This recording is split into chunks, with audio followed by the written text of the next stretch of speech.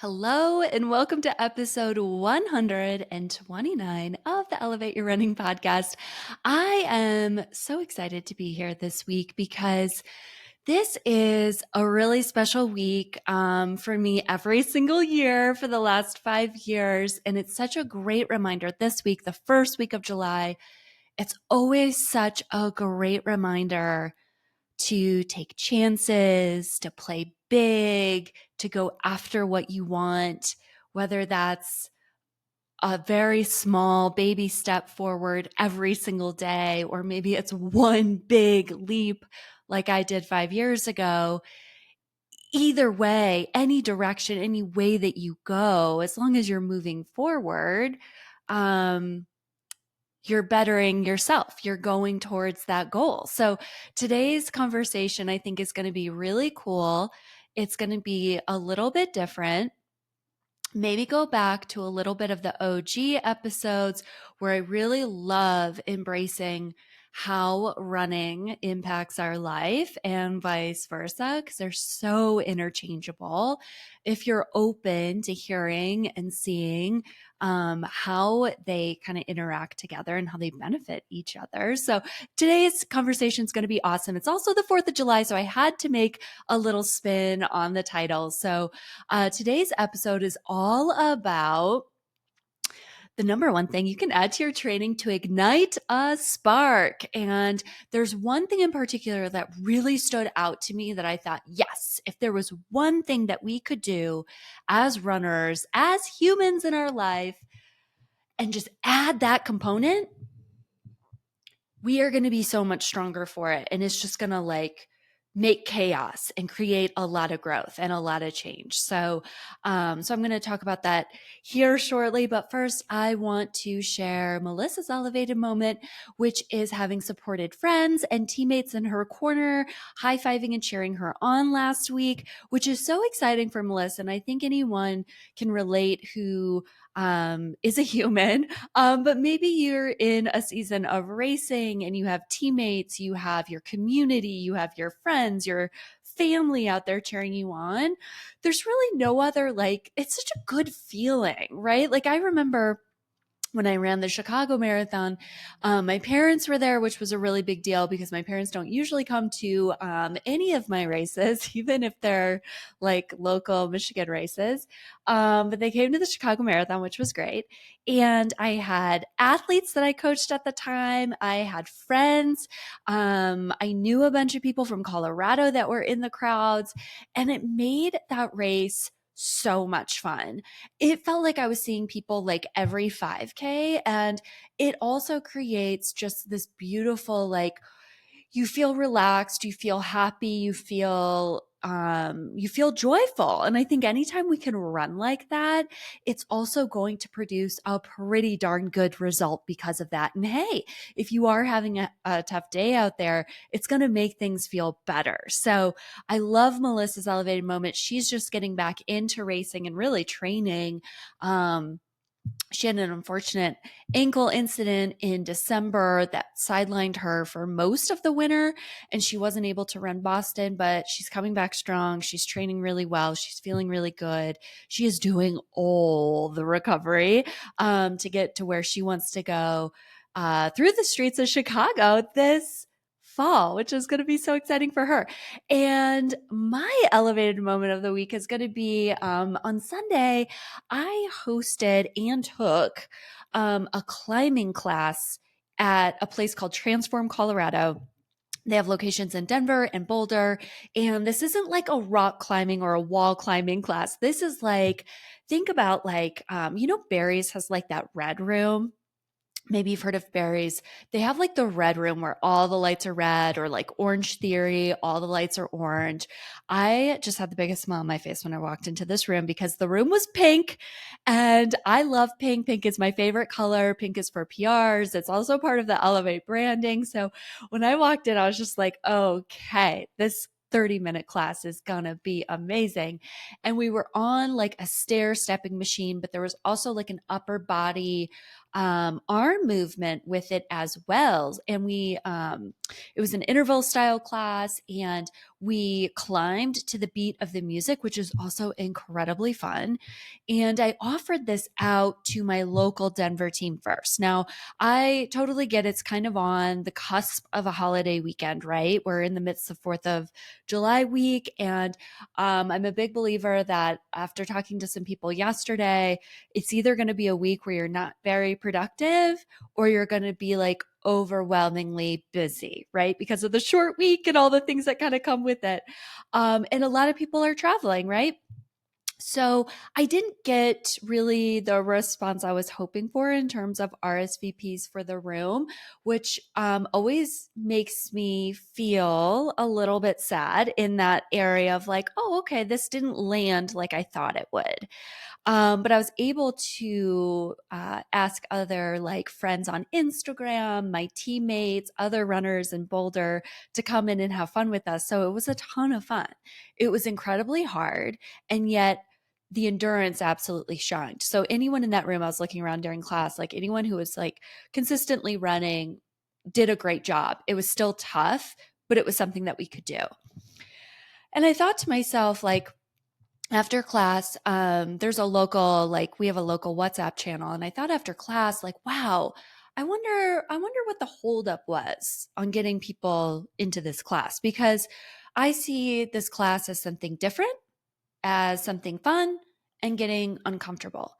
And then I thought about how I was feeling going into this class, and I was feeling nervous. That morning, I still had a training run to do. I had a workout the day before, and I was kind of like, why did I schedule this?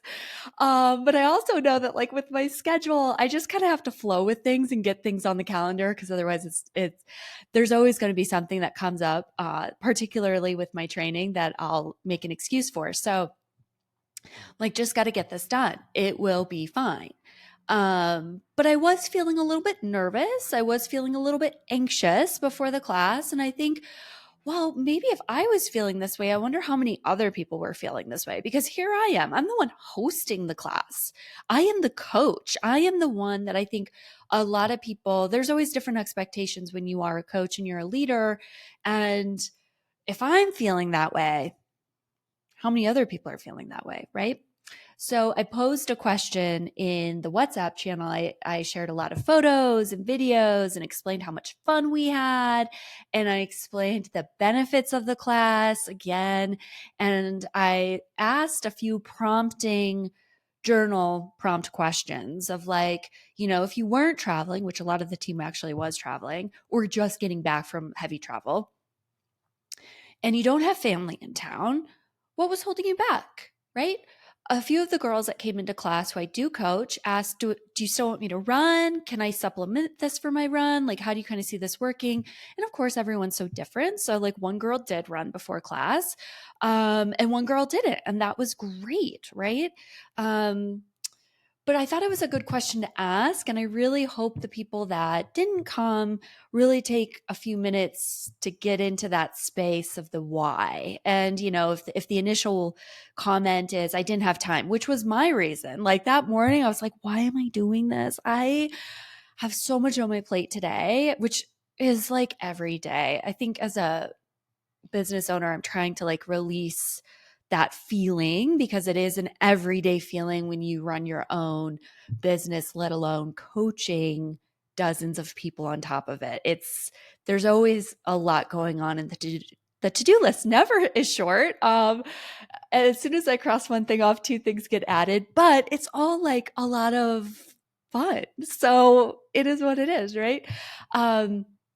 But I thought like, wow, like I wonder if they didn't have time, like what's underneath that? Was it the insecurity of not understanding like maybe what the class actually was, or how they were going to show up, or maybe it was going to be too hard, or they would look weak in front of other people? The good news is that we were in the dark and no one could really see anyone. And what was so cool is like we could see the instructor. And a really great, like humbling experience for me was I had a workout the day before. I had to right before this class. I literally showered and went right into this class. And within the first few minutes, my body needed to warm up. And I think that's very common too. Like if you've run a race and you haven't warmed up, right, you're warming up during the race. I felt that way in like the first 3-ish minutes of class. And I turned to my left where Hillary was, and I coach Hillary. Hillary's a great friend. And I just gave her this look like, oh my gosh, this is so hard. And to try and normalize it a bit too. And I think that that's also really important. But anyways, it was a lot of fun. I'm so glad I did it. My body is sore, which is not great because when you're listening to this, if you're listening to this on Thursday or maybe over the holiday weekend or after the holiday, I am racing on the 4th of July, and I didn't think I'd be as sore as I am. That wasn't really conveyed to me about the class. It was supposed to be more of like this cross training class. Now, I definitely went hard in class. I gained about 2,600 feet in 29 minutes. And my upper body is incredibly sore from the movement of the arms, but I absolutely loved it. And now I'm trying to figure out how to make it fit in my already very compact, busy training schedule that Nell has me on, and all the strength that she wants me to do. So I need and get to talk to her about how we can make that work, if it's something that she supports, or maybe it's something that I lean into a little bit after I don't know, after November, after marathon training is over. So I think it's really cool. Anytime we step outside of our comfort zone, we try something new, you might actually find that you like what you're doing and you find a new hobby, or you meet new friends. Like I met new people. I had friends that I invited that brought other people and other friends, and that led to other invitations to do things. And it's just so cool how that can happen, and like the people that you meet and all the good that comes from it. So my elevated moment is a good one. One, I'm human. Two, I also get nervous and anxious. And three, trying something new isn't a bad thing. It can only lead to growth, right? One way or the other, whether you like what you did or you found out this is not for me and I'm not doing this again, right? So this leads me into the topic for today. So the number one thing to add to your training to ignite that spark, let's add that firework, right, into training. And hey, let's sub the word training for the word life, right? I love this. All right. So the absolutely one thing that I believe in, I'm convicted in, I have been through this myself, I have seen other people go through this, is that if you want to light a match to your life or to your training, you want to ignite that spark, you want to create momentum, you want to create excitement, you want to be excited about what you're doing, it's getting uncomfortable. That's right. So it actually works with my elevated moment of the week because I was definitely uncomfortable in this class. So think about where you are right now. Think about where you are in life, where you are in training. Are you just going through the motions? Does it feel very monotonous? Do your training cycles feel monotonous? Do your workouts feel monotonous? Do your running routes every single day, the same route, feel monotonous? Right? Are you running the same mileage? Are you not really doing anything creative in your training, in life, just going through those motions, right? I think for humans, that's not always going to lead to where we want to go, right? I think there's definitely a time and place. I know I coach a lot of parents and parents with young kids. And when you have kids, there is this certain thing where you have to and get to just like be in that everyday cycle, right? Because you're supporting your young child with their schedule and setting them up for success. So when they get older, there's life lessons there, right? So I get that. But if you are someone who has that flexibility of getting uncomfortable and you're saying, hey, you know what? I have been showing up to training feeling a little blah or a little off or a little down, Or I feel that way about life. I feel that way about my job. I feel that way like outside of my job, maybe because my 8 to 5 is so draining, right? I hear that all the time. I've also been through this, right? Episode 2, the great resignation. Oh gosh, Austin and I recorded that a few years ago, and I'll share some moments of that episode in today's episode because I know there's quite a few new listeners. Um, but what a time, right? I've been through a lot of growth in my life. I've been through a lot of growth as an athlete. I've been through a lot of growth as a human. And what I know to be true is that the greatest amount of growth that we can absorb and feel and witness and be in life happens when we step outside of our comfort zone and we get uncomfortable. Oh, no one wants to feel uncomfortable. I get it. I totally get it. I love comfort. I love it so much. Please give me a marathon tempo in my workouts now, every single week. Please, please don't make me run 5K, 3K, 1 mile pace on the track at altitude in 75 degrees and pure sun. Please don't make me do that. I love comfort. I love a schedule. I love to know what to expect, not just with my training, but in life. I love the comfort of my home. I love all of that. You throw chaos into my life of not really knowing what's coming next or having an inconsistent person or friend. Whoo, that is so tough for me. That is so tough. And I think a lot of us can relate to that, right? I think when we step outside of our comfort zone, right?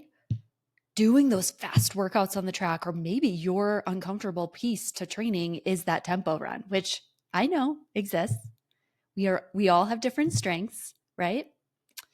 And whether it's that tempo, it's that track workout, it's joining a run club, it's talking to your neighbor,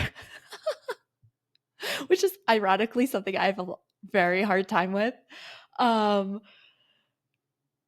It could be talking to a stranger, also same.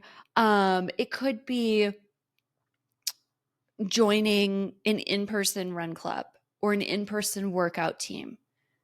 It could be trying a brand new hobby like this climbing class, or let's take a totally big step outside of the comfort zone, something that doesn't have to do with running or movement, right? Movement. So like, could you sign up to do a crafty activity or join a book club, an online book club? There's so many things I'd love to do with the Elevate team. I would love to have an Elevate book club. If anyone's listening that wants to spearhead that, let's make that happen. I'm appointing ambassadors for all these fun things that I think about. So, whether it's a big step or a small step forward, right? You're still moving forward, which is a lot of life. There are going to be seasons in life where we get to be stagnant, we get to be still, we get to be, right? We get to be in that season. And I think it's really important to know when it's time to take a step forward. I've been in a very, I don't know, maybe I'm being a bit too hard on myself. I was very uncomfortable doing a lot of big things in my life between 2017 and 2020. And then when I started Elevate, which is also a very big thing, being your own business owner, not knowing your cash flow every month, which is for me I'm getting more comfortable with it, but it still is something that is wild to me because I had a paycheck, the same paycheck, right?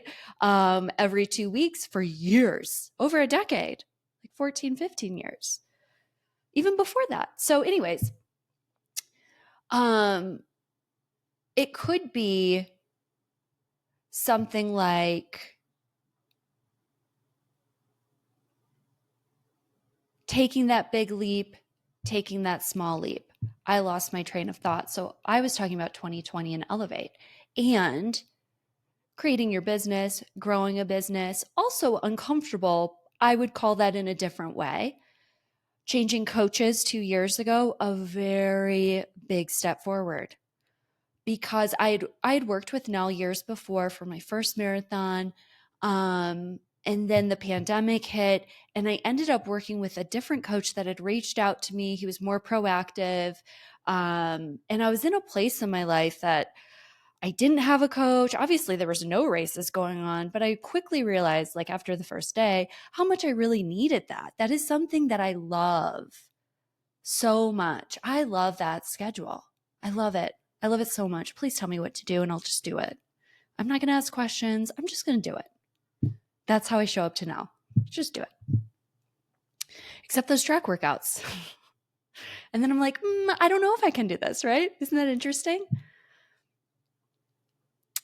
And over the last 2 years, there's been maybe more uncomfortable pieces in my training, but not my life. And finding that balance of like, where do you need to have that bigger piece, that bigger slice of uncomfortable? Is it going to be in training? Is it going to be in life? Can it be in both at the same time? Maybe. Depends how big of a step you're taking, right? So 5 years ago, I had quit my job. I worked in financial services marketing and had worked for this company for 10 years. It paid really well. It was a 24/7 situation, texting, emails, phone calls, anytime, any place. Showed up primarily more often on vacation and on weekends. I don't know if anyone else could relate to that. And I got to a point, and it had been something that I would bring up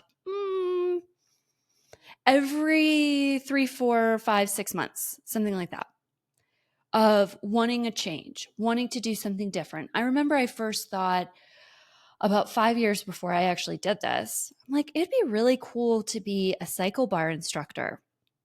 That's kind of like Soul Cycle.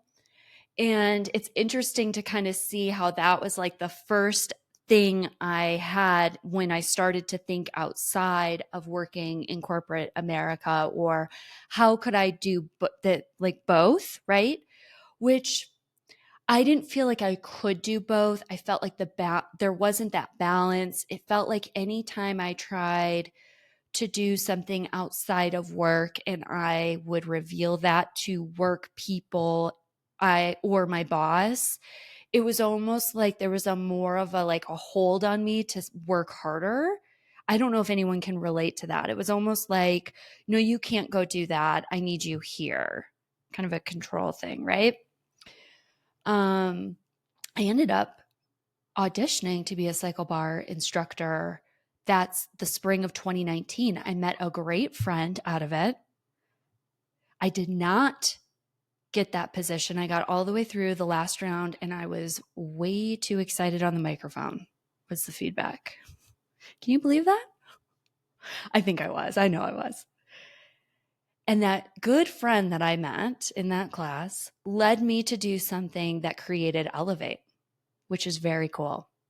And Elevate would not be what it is. I probably wouldn't be coaching if it wasn't for that class I took that came from that girl I met at Cycle Bar, 2019 auditions.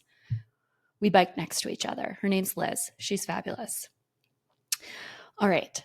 So spring of 2019, the universe opened a door one Monday morning and I quit. I quit and I stayed on for 2 more months. So I had worked for this company for 10 years. I had a lot of projects. Being in marketing, there's always a lot of projects going on.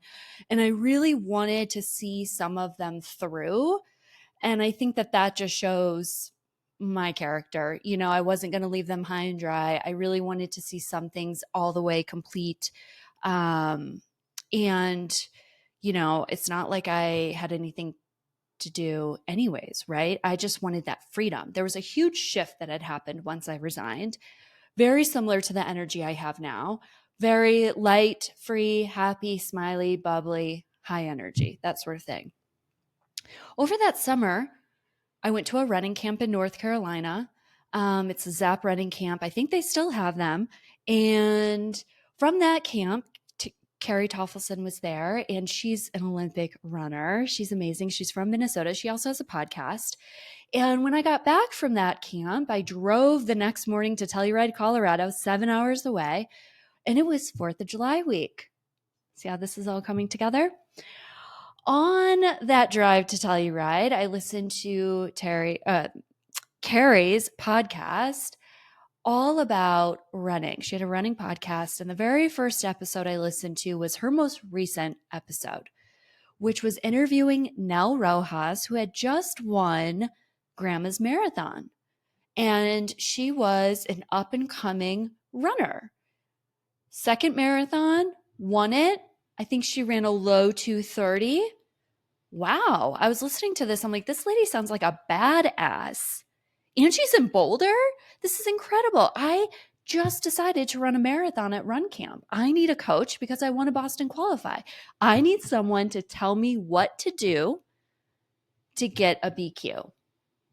I didn't ask questions. I just followed the plan.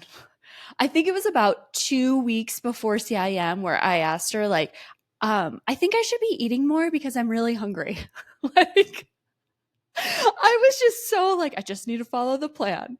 How many people can relate to that? And then all of a sudden it's like 2 weeks before the race and you start to realize all these things that you should have been asking all along. So I arrive in Telluride. I'm like, cool, I'm going to reach out to Nell when I get home. I have this whole summer off. I can start training whenever. I had no idea when I was going to start training. I was not a coach at this time. I had no idea. I just needed someone to tell me what to do. And then I showed up to Telluride, and they had a 4th of July race. And I thought, perfect, let's do this. Again, didn't ask any questions. So you're now seeing a pattern in my life. And turns out this race is not a road race. It's not even a trail race. You are running up the side of a mountain in Telluride at 9,000 feet. And for anyone that knows me, outside of this podcast, you know that, I don't ski. I don't do these like big hikes, kind of have a fear of heights. Like I can hike up really well. It's the down that gets me for everything, hiking, skiing, whatever. It's ice, everything. Oh my gosh. And I thought, okay, now this is going to be a challenge. I'm going to get really uncomfortable in this race. I ended up hiking up the side of this mountain. It was not on a path. It was very rocky. I did not have poles. Many people had poles. Kenzie was at the Airbnb sleeping. Like she had no idea what her mom was getting into. And I did it. And I got a picture at the top of the mountain, the biggest smile on my face. I had conquered that mountain. And it felt so symbolic at that time of like, I felt like at this point in my summer, I was like, yes, I'm coming off of this running camp. I'm going to reach out to this coach. I'm going to run a marathon. I just conquered this really scary thing that I thought I would never do. And I did it. I'm up there smiling. I text my sister who is like, I can't believe you did that. I'm so proud of you. And also, what were you thinking? Like, I don't know. I wasn't, right? And sometimes that's what you need to get into that uncomfortable space. You just got to say yes and like close your eyes and jump, right? And what I didn't realize was actually that going down the mountain, now I could have waited in a very long line to get on a gondola to go down the mountain, but I just did all these big things over the last few weeks. And I thought, taking the gondola is the easy way down. I think my biggest test today for myself, for my mindset, is to prove myself right and go down this mountain, which is scaring the bejesus out of me. I have a fear of like slipping on a rock, falling, rolling down a hill and dying. It's basically what comes to my mind anytime I get on loose dirt, rocks, anything with a pretty steep decline. I don't know if it's something I can work through or if it's like an actual fear that, can't be resolved. I don't know, but it happens a lot. And sometimes I get panic attacks when I'm in that situation because it feels so overwhelmingly scary, which is wild, right? Because how many times do you hear about people doing that? Not often. right? I'm human. So I got to the bottom of the mountain. I got back to town. It took me twice as long to get down. I was sweating profusely. I'm sure there were a few swear words coming out of my mouth, or I was like saying in my mind anytime like my foot slipped or something was happening, right? But I did it. I did it. And what I know to be true is that once you start to take that step in life or in training where you start to get uncomfortable, it can be a domino effect. And you want to do more and more and more. And then you grow and grow and grow. Now, what I know to be true about this race and Telluride is that I'm never doing it again. So different than the climb class, right? Like I did it, check mark. I have the picture. I can say I did it, and I'm not going to do it again. I'm not. I mean, when there's fear and panic flowing through your veins, I mean, your nervous system is in shambles, and that's not necessarily the place we want to get to here when we're talking about getting uncomfortable. You want to have that balance, right? In training, when you get uncomfortable, it could be running a really fast workout. It could be running a workout and then running one fast rep at the end. It could be tackling that tempo that you don't want to do or that long run, right?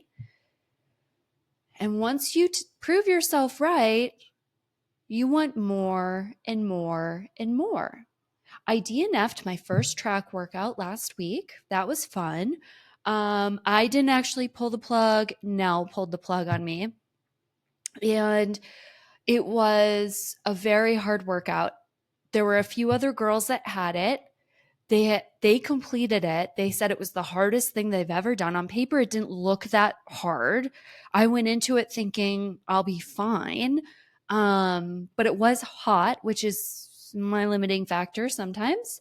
And it was sunny. We had direct sun, so that's also a limiting factor. But it was a really big workout. And that was a workout I would have never had 2 years ago with her when I shifted into her coaching because I wanted bigger workouts. I wanted more mileage. I wanted to be seen and heard as a runner. And I felt like I wasn't getting that after communicating that several times with my previous coach. Communication is key when you have a coach, whether it's positive or, more feedback. So I would have never had that workout 2 years ago. I would have never had that workout a year ago. I wouldn't have had that workout 3 months ago, but I had that workout this summer and I almost did it. But I was in a pretty bad place at the end. I was like falling apart. I felt so weak and tired it was a cumulative 5.5 mile speed workout. So like 5.5 miles of intense fast speed at 5K pace or faster. It's a lot. It's a really big workout. And it's okay that I didn't get to do the last part of that workout because I didn't want to do the last part of the workout. I could tell my time was done. I could tell it. Nell could tell it. I was like flowing through the last part before we pulled the plug was 400s, and I would start the 400s strong, but then by about 200 meters in, I would just fall off pace. Now this is very similar to what was happening in the spring, but we kept pushing, right? So this time she's like, no, just start cool down, you're done. I had a 2K at about 4K pace that we were looking to run, which is 5 laps on a track. So 6:15 pace in the sun, already feeling like garbage, probably not going to happen, right? It's not a good place to be. But I think what's really cool is that from all of the training and all the workouts and how they build on each other, they make you uncomfortable. And there is going to be that point where it's like, whoop, for today, whatever reason, this workout was just a little bit too long. It was a little bit too big. It was a little bit too intense. Great. Now we know that you're not injured.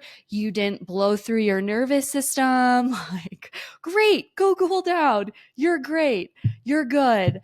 Um, and so that gets to be part of getting uncomfortable, right? It's like that balance of knowing I am working. I am getting uncomfortable in training. And then there's going to be a point where you're like, whoop, this was a little bit too much for today. And that's okay. That's a great place to be. How do you take your first step? Well, you need to meet yourself where you're at and assess where you are in life and in training. What do you want? Right?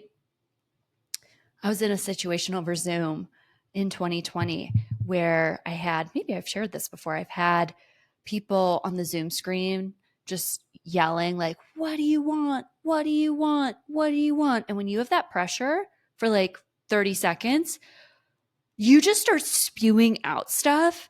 And it's the stuff that you want to do, but have been afraid to say it. So ask yourself, what do you want? What do you want out of life? What do you want out of training? And then you can evaluate out of those things that you have decided that you want. Let's say it falls in that training bucket. Let's say you want to BQ. Let's say you want to run that sub 4-hour marathon. Let's say you want to run that sub 2-hour, 90-minute half. Well, what's working in that area and what's not working? Then I would list out the things that bring you joy with training, with running. So now you know what works, what doesn't work, and what makes you happy. But we need to know what's going to create change, right? What is a goal that you want to go after? What is something you want? So maybe it is all those outcome goals I just listed. But what scares you the most from that? And what scares you the least? And that could maybe just be in training or aligned with that goal.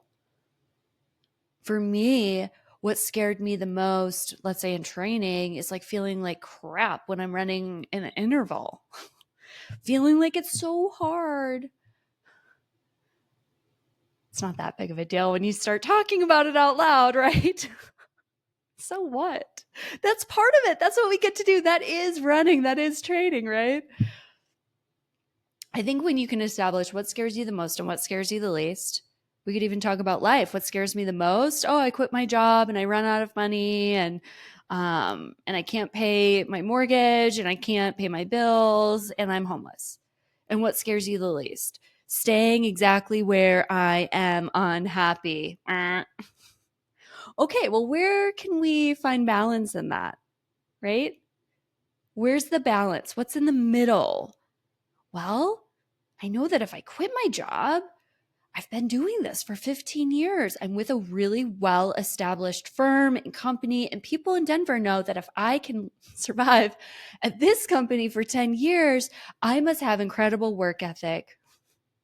And I've done something right because it's not easy to work at this company. So I could probably get any job, any finance marketing job in Denver.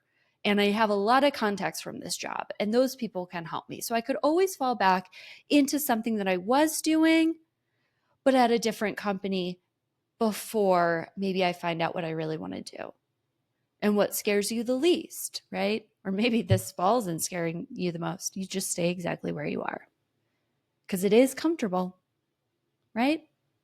Staying at the same mileage is comfortable.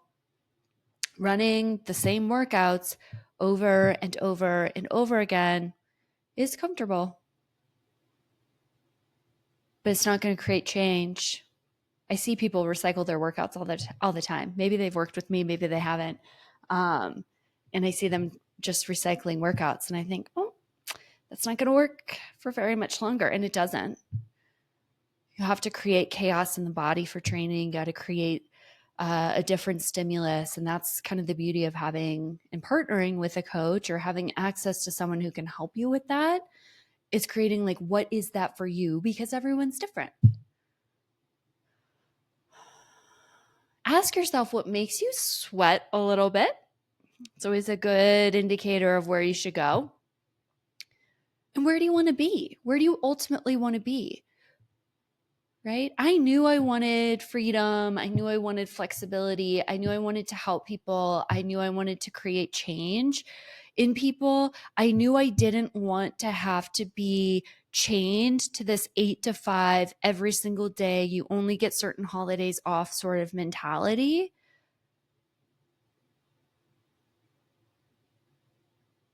But, working for yourself, I'm not out there playing all day, people. So it's kind of interesting, but it is on my terms, which I think feels better, right? So maybe you can ask yourself, you want to run trails. Maybe there's a really big, scary running goal. There's a new process goal. Maybe it's redefining your core values.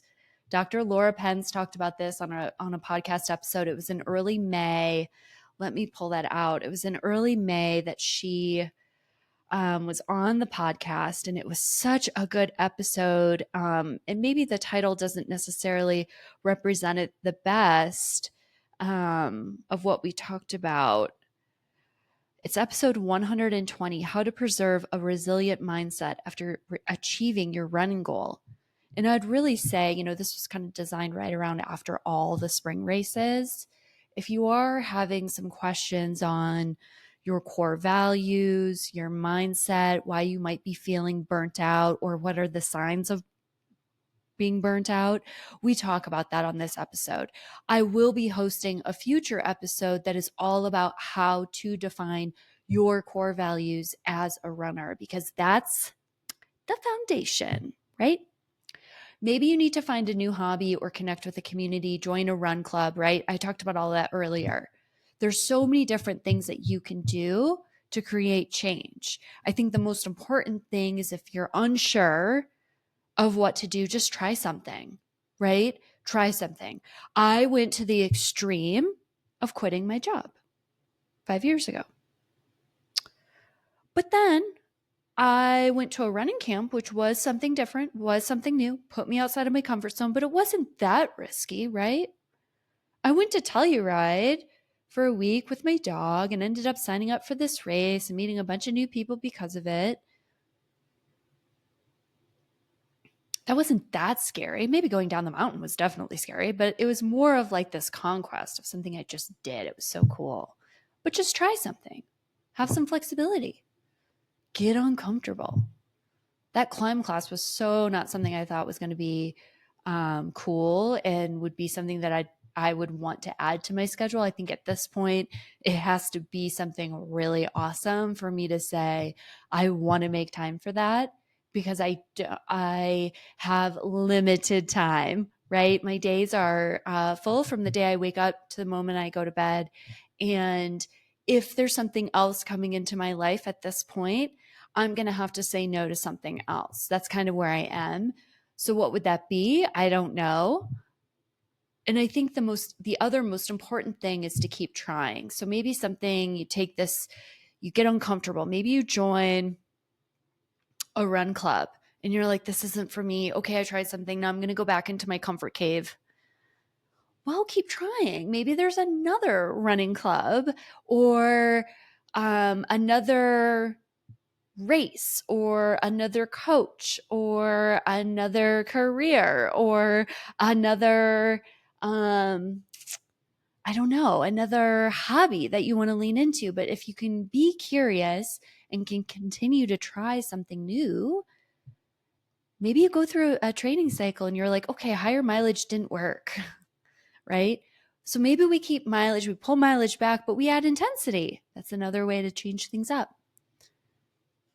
Or I shift and I've been running 3, 4, 5 marathon training cycles. Maybe I need to shift to speed for a year and get really uncomfortable.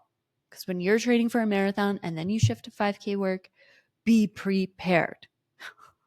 It is hard because you are not used to running VO2 max workouts, right?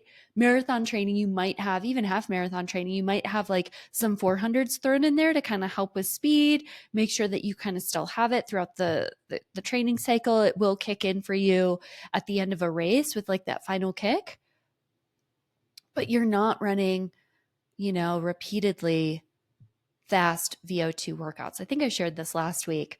How last summer I had 3 or 4 weeks in a row of 200s from no. She's like, we got to work on this. So we're working on it every single week.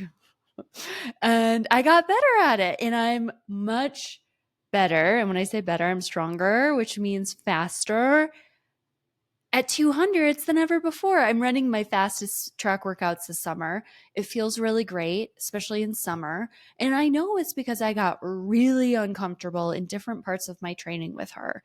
And I've let go and I've let her take the lead on what she wants me to do. And I've tried my best to just lean into it as best as I can. I'm not great. I mean, there are some days that I'm not down for it and I'm tired and I don't want to do it. That's normal. Give me the easy stuff all day, every day, for sure. I think it's really important to note as I close this episode out. We just came off of the track trials, and I don't know about you, but I'm really happy that I'm now sleeping again. It was very cool to watch it most nights and to see the hard work, to see their stories, the athletes' stories and their triumphs, and to see those fourth and fifth place athletes, really be in their emotions with that, right? Um, it was very, very, very inspiring. And I think you may or may not have watched the 1500-meter final, which was Sunday. I unfortunately missed it because I thought it was Sunday night, but it was actually Sunday afternoon Mountain Time. So that was too bad, but I did get to watch it on replay. And I think it's pretty incredible what all three women, and not just all three women, but Corey McGee was in there. I think she placed fifth, and she was going for a sub 4-minute 1500-meter. And that was going to be a PR for her. And when you're in these short spaces, like a 1500-meter, 0.0 seconds matter. So if you're taking 2 seconds off, that's huge. It is huge. If you're taking 3 seconds off, that's huge. It's mind-blowing. And she had a huge PR day, and I just loved her message after that. Is like, she's like, okay, so I didn't make the team, but I am so stoked about this PR, and I finally broke 4, and this was everything I was training for, and it wasn't enough, and we have the best women going in the 1500. And one of those women is Nikki Hiltz. She was incredible. She was confident the entire trial series, right? She was fit. In the prelims, I think it was the semifinals actually, her heart rate got over 200 beats per minute in the last 100 meters of that race. She looked cool, calm, and collective. My invitation to you is to YouTube that, look at her running form, look at her composure, look at how relaxed she was running when her heart rate was at max capacity, or pretty darn close. She looked awesome. That's something to channel for your next race. That's just like a little side tip. The other thing I want to note is that Nikki is so inspiring. And what she wrote and shared on Instagram, I'm going to read to you because I just absolutely love this. And she said, I think I can win this race. Now, this is for the finals. I think I can win this race. I'm so comfortable in a pack. I'm fit enough to run sub 4, and I think I'm now capable of accelerating off of 3:57 pace.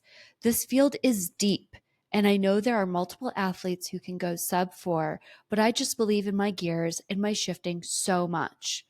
I saw a quote online the other week that said, respect everybody, fear nobody, and that's exactly how I'm going to approach this final. I can do this. And she signed it. Oh, I thought she put a time on it. I thought she signed it with a time of 3:55, which is what she ran. And it was a huge PR for her. And what I love so much about this, and my guess is she is working with the sports psychologist coach based on the way she worded all of that, was she honored where she was at. She wrote about her capabilities and how confident she is about herself. And she also wrote what was true about the group and how she was going to overcome that. She was going to run a 3:57 and then kick at the end, shifting that gear, having that all out sprint, which I know for us, when you look at the 1500 meter and you think, wow, they were running about like what, 4:10, 4:12 pace, right? For a 1500 meter, like that's wildly fast. So like that is a sprint for us.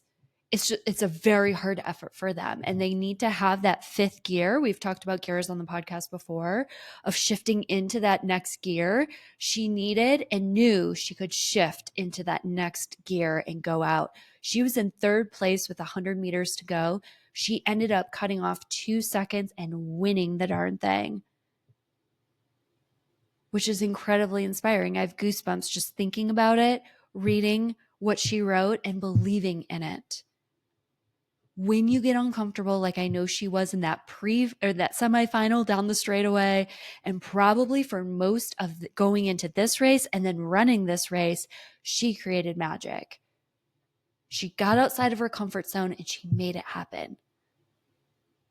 So another piece of what you can do after this podcast, you can go and watch Nikki again in the semifinal and how cool, calm, and relaxed she was coming down the straightaway at 200 beats per minute. But I'd also invite you to think about what you can change, what you can add, maybe what you can take away from life to create that uncomfortable feeling to take you to the next level of where you want to go. What do you want to do? We only have one life. Life is now. In my almost 42 years of life, I know that life moves by very fast. The older you get, the faster it goes.